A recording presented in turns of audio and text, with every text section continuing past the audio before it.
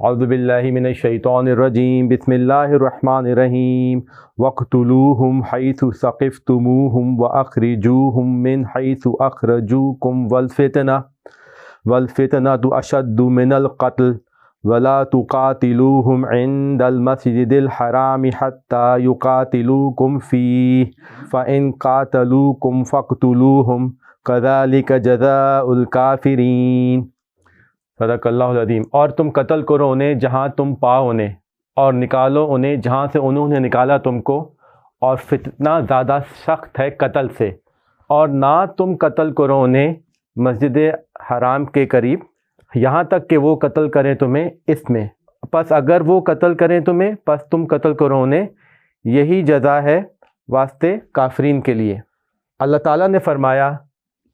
سورہ بقرہ کا 24واں رکوع شروع ہوتا ہے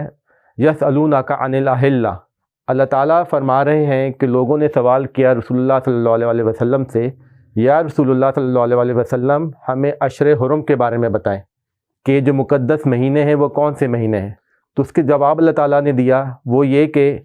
جو مقدس مہینے ہیں ان کے اندر انسان اپنے نظام الاوقات مقرر کرتا ہے، اور وہ حج کے واسطے اللہ تعالیٰ نے ان کو مقدس مہینے رکھا ہوا ہے۔ دوسرا جواب اس کا یہ آ رہا ہے جو مزید تفصیل سے اللہ تعالیٰ بتا رہے ہیں، مسلمانوں کے ذہن میں یہ سوال تھا، اب کیونکہ ایک مسلم معاشرہ بن چکا ہے، مدینہ کے اندر انصاف ہے، عدل کا نظام چل رہا ہے، نماز کے احکامات آ گئے ہیں، روزے کے احکامات آ گئے ہیں، ایک عدل پہ معاشرہ قائم ہے، لوگ ایک دوسرے کا خیال کر رہے ہیں، جس طرح آیت بر میں اللہ تعالیٰ نے لوگوں کے احکام دیے لوگ اس کو مان رہے ہیں۔ یہ خیال پیدا ہوا مسلمانوں کے دلوں میں کہ اب ہم کو حج پہ جانا چاہیے، کیونکہ حج کا سلسلہ حضرت ابراہیم علیہ السلام کے زمانے سے حضرت اسماعیل علیہ السلام کے زمانے سے چلا آ رہا تھا، لیکن ان کو یہ بھی خدشہ تھا کہ اگر ہم لوگ حج پہ جائیں گے تو کیونکہ حج مکے کے اندر ہے، بیت اللہ مکے کے اندر ہے، اور مشرکین مکہ نے ہم کو وہاں سے نکالا ہوا ہے اور وہ ہمارے بدترین دشمن ہیں، تو اگر ہم وہاں پہ حج کرنے جائیں گے تو یہ صورتحال پیدا ہو سکتی ہے کہ ہم کو ان سے جنگ کرنا پڑے یا وہ ہم پہ جنگ تھوپ دے،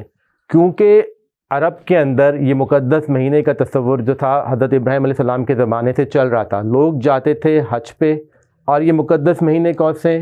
ذی القعدہ، ذی الحج اور محرم اور ایک سفر، یہ تینوں مہینے ایک ترتیب کے اندر آتے ہیں، ذی القعدہ، ذی الحج اور محرم، ایک مہینہ حج سے پہلے اور ایک مہینہ حج کے بعد، کیونکہ وہ اس زمانے میں حج ہوتا تھا عرب کے اندر، تو ایک مہینہ آنے جانے کے لیے، ایک مہینہ حج کے لیے، اور ایک مہینہ پھر دوبارہ واپس آنے کے لیے۔ تو یہ مقدس مہینے تھے، اس میں کیا ہوتا تھا، نہ لوگ جنگ کرتے تھے آپس میں، نہ کوئی قافلہ لوٹا جاتا تھا، اور امن و امان کی فضا برقرار رہتی تھی۔ تو مسلمانوں نے یہ سوال کیا کہ یا رسول اللہ صلی اللہ علیہ وسلم اگر ہم حج پہ جائیں گے تو یہ عین ممکن ہے کہ ہم پہ جنگ تھوپ دی جائے مشرکین مکہ کی طرف سے، کیونکہ یہ مقدس مہینے، تو ہم اس جنگ کا جواب دے سکتے ہیں یا نہیں دے سکتے۔ اس کے بارے میں اللہ تعالیٰ نے گزشتہ آیت مبارکہ میں فرمایا کہ اگر وہ قتل کریں تم کو تو تم بھی انہیں قتل کر سکتے ہو حج کے موقع پہ جب تم حج کے لیے جاؤ گے، لیکن اپنی حد سے تجاوز نہ کرنا۔ یعنی کہ جنگ کا جو پہلا رول اللہ تعالیٰ نے بتا دیا مسلمانوں کو وہ یہ تھا کہ کوئی بھی مسلمان جب جنگ کرے گا اللہ تعالیٰ کے راستے میں، جب وہ اس وقت حج پہ جائیں گے، آپ اپنی حد سے تجاوز نہیں کر سکتے۔ ہم نے یہ بات دیکھی کہ اس بات کا ہم ذکر کر چکے ہیں کہ رسول اللہ صلی اللہ علیہ وسلم کی زندگی کے جو مکہ کے تقریباً 13 سال تھے، اس پہ مشرکین مکہ نے ان پہ انتہائی ظلم کیا، لیکن مسلمان خاموش رہے۔ رسول اللہ صلی اللہ علیہ وسلم نے ان کو حکم دیا تھا کہ وہ تم پہ چاہے کتنا بھی ظلم کریں آپ ان کا جواب نہیں دے سکتے، آپ نے صرف صبر کرنا ہے۔ اب کیونکہ اللہ تعالیٰ کا دین شروع سے ایک ہی چلا آ رہا ہے، حضرت آدم علیہ السلام سے لے کے اور قیامت تک ایک ہی رہے گا، تو اللہ تعالیٰ کی دین کی جو احکامات ہیں وہ بھی سب کے لیے ایک جیسے چلے آ رہے ہیں۔ اس کو ہم نے دیکھا جب حضرت موسیٰ علیہ السلام جب وہ فرعون کی حکمرانی میں تھے لوگ، تو وہ لوگ خاموش بیٹھے رہے، ان لوگوں نے فرعون کے ساتھ کوئی جنگ نہیں کی کیونکہ وہ جب لوگ کمزور تھے، لیکن جب اللہ تعالیٰ نے ان کو فرعون سے آزادی دی اور وہ ایک قوم اور معاشرہ بنے، اس کے بعد وہاں پہ اللہ تعالیٰ کے قتال کا حکم آ گیا جو تورات کے اندر بھی ہے۔ یہ چیز ہم دیکھتے ہیں حضرت عیسیٰ علیہ السلام کے دور کے اندر، کیونکہ وہ بھی تورات کی شریعت کو آگے لے کے چل رہے تھے، لیکن حضرت عیسیٰ علیہ السلام کا دور ختم ہو گیا اسی طرح ہم یہ سمجھ سکتے ہیں کہ جب وہ جو مکے کے مسلمانوں کا حال تھا، اللہ تعالیٰ نے ان کو اٹھا لیا زمین سے، جبکہ وہ لوگ کمزور تھے اور ان کے پاس ساتھی بھی بہت کم تھے، تو ان کو موقع ہی نہیں ملا حضرت عیسیٰ علیہ السلام کو کہ وہ کوئی معاشرہ قائم کرتے اور پھر آگے قتال کا حکم آتا۔ جب بھی عیسائیوں کے اندر یہ بات ہے کہ رحم رحم اور معافی اور معافی. وہ یہ کہتے ہیں کہ اگر آپ کو کوئی ایک گال پہ تھپڑ مارے تو اب دوسرا گال بھی آگے کر دیں، کیونکہ رحم اور معافی سارا کچھ ہے، کیونکہ وہ لوگ معاشرے ہی نہیں بنا سکے تھے. یہ چیزیں دو شریعتوں کے اندر ہوئی ہیں، ایک حضرت موسیٰ علیہ السلام کی شریعت میں اور دوسرا رسول اللہ صلی اللہ علیہ وسلم کی شریعت میں،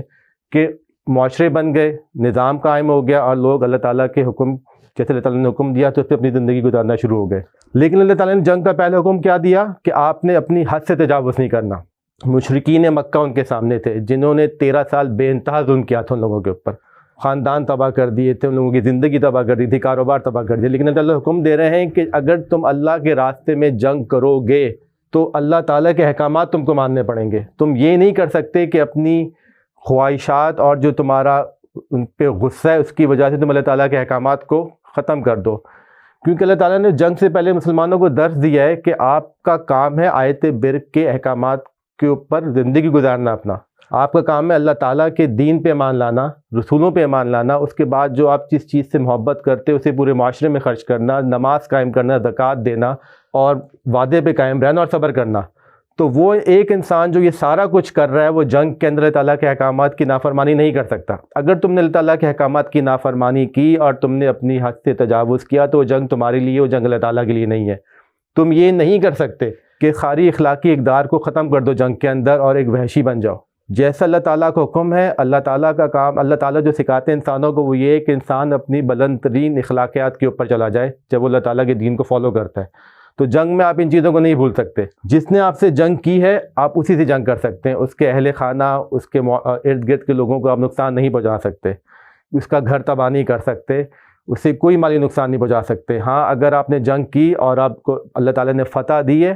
تو آپ اس سے جزیہ لیں، جس طرح مسلمان دوسرے زکوٰۃ دیتے ہیں اور وہ اللہ تعالیٰ کے دین کو نافذ کریں وہاں پہ. اگر آپ نے اللہ تعالیٰ کی حدود کو کراس کیا تو اللہ تعالیٰ اس چیز کو پسند نہیں کرتا. اس چیز کا مطلب یہ ہے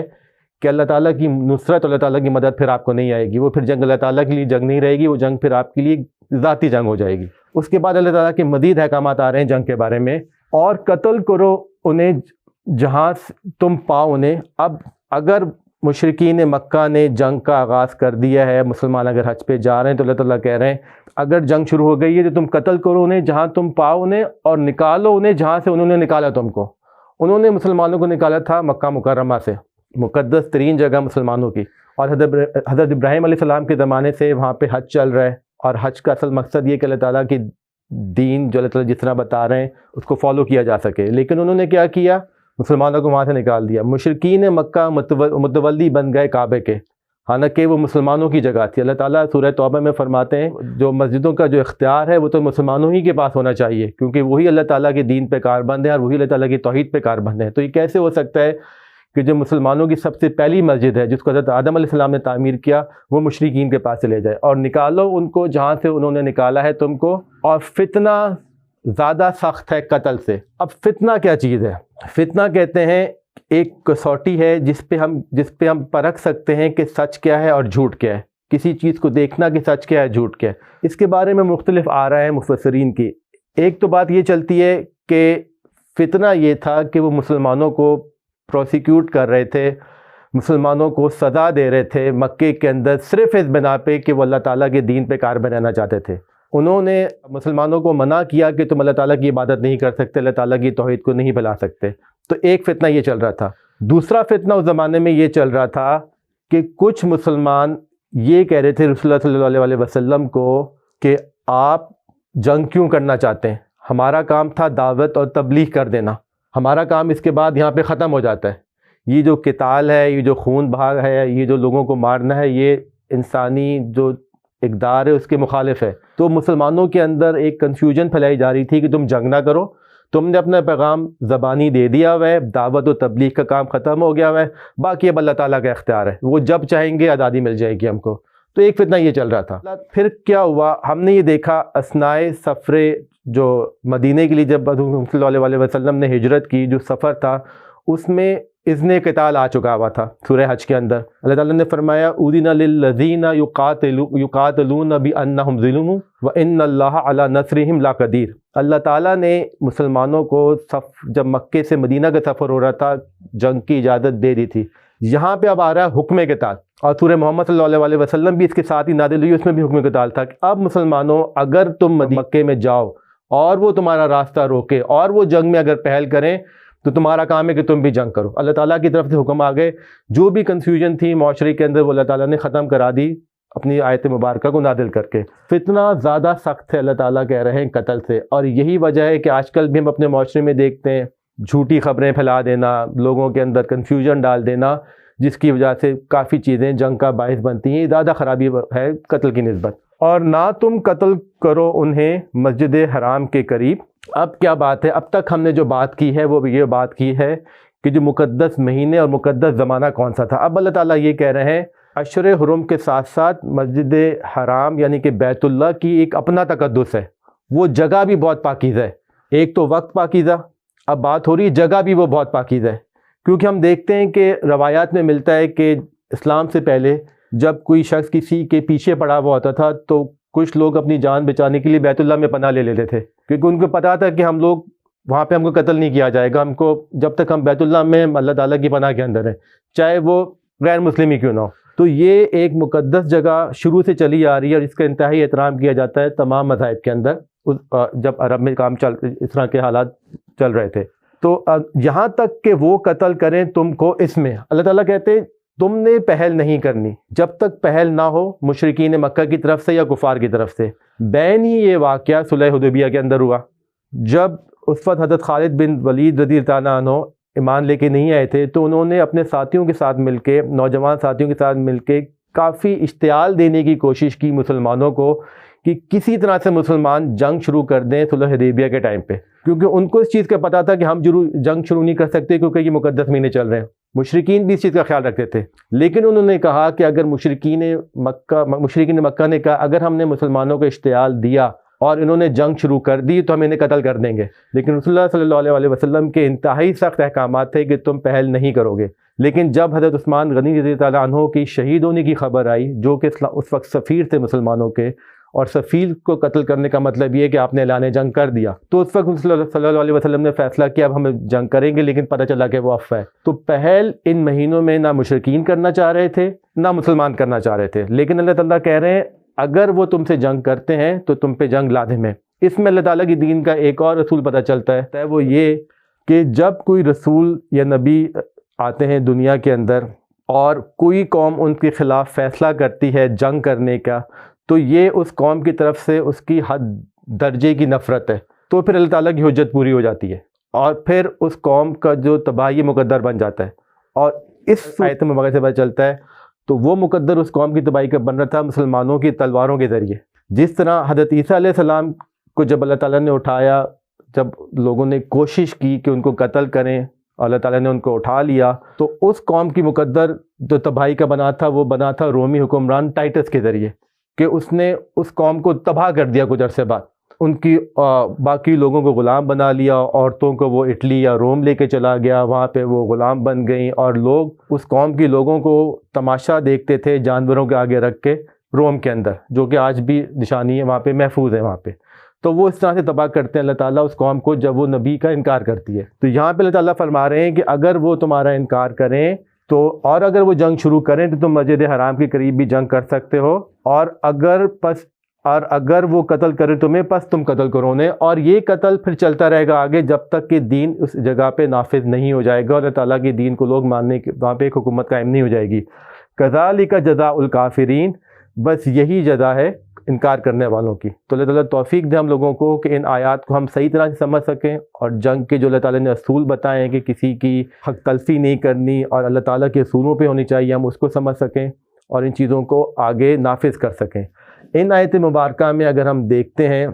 تو اگر کوئی ایسی مسلمان حکومت اس دنیا میں ہوتی جیسی اس آیت مبارکہ میں بتایا گیا ہے، جو آیت بر پہ اللہ تعالیٰ کے عمل پیرا ہوتی، تو آج جو ظلم ہو رہا ہے مسلمانوں کے اندر، فلسطین کے اندر، اسے چاہیے تھا کہ وہاں پہ عمل دخل کرے۔ آج جو ظلم ہو رہا ہے مسلمانوں میں کشمیر کے اندر، اسے چاہیے تھا کہ وہاں پہ عمل دخل کرے۔ اور جو ظلم ہو چکا ہے ساؤتھ افریقہ کے اندر وہاں کے مقامی لوگوں پہ آج سے 30 سے 40 سال پہلے، کہ گورے ان کو نہ اپنے ساتھ بیٹھاتے تھے، نہ ان کو کھانے کی اجازت تھی، نہ کچھ تھا، تو اسے چاہیے تھا کہ وہاں پہ عمل دخل کرے، کیونکہ اللہ تعالیٰ یہ فرماتے ہیں کہ تم کسی پہ جبر نہیں کر سکتے، کہ جو مذہبی جبر ہے اس کو اللہ تعالیٰ نے منع کیا ہوا ہے۔ اللہ تعالیٰ فرماتے ہیں من شاء فی المؤمن ومن شاء یکفر، تو یہ صرف اللہ تعالیٰ ہی کا اختیار ہے کہ اللہ تعالیٰ جس کو چاہے ایمان دیں اور جس کو چاہے وہ کفر پہ رکھیں۔ انسان کے ہاتھ میں یہ اختیار نہیں ہے کہ جبر کے ذریعے سے کسی اور دین سے کسی اور دین پہ تبدیل کرے۔ یہ کام مشرکین مکہ نے کیا جس کے بارے میں فتنہ کا ذکر آیا ہے، اور اللہ تعالیٰ توفیق دے ہم لوگوں کو کہ ہم سمجھ سکیں کہ اصل فتنہ کیا ہے اور اللہ تعالیٰ کے احکامات پہ زندگی گزار سکیں۔ صدق اللہ العظیم، جزاک اللہ۔